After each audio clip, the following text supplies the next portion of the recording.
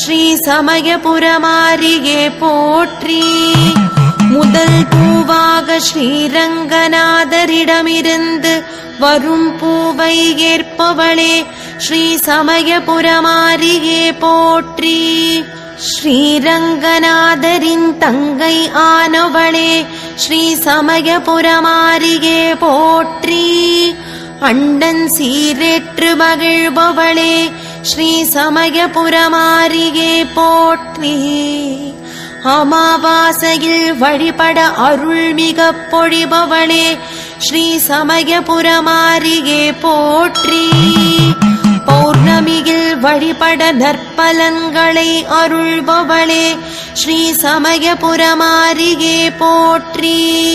கிரகண காலங்களில் வழிபட உச்ச பலன்களை அளிப்பவளே ஸ்ரீ சமயபுரமாரியே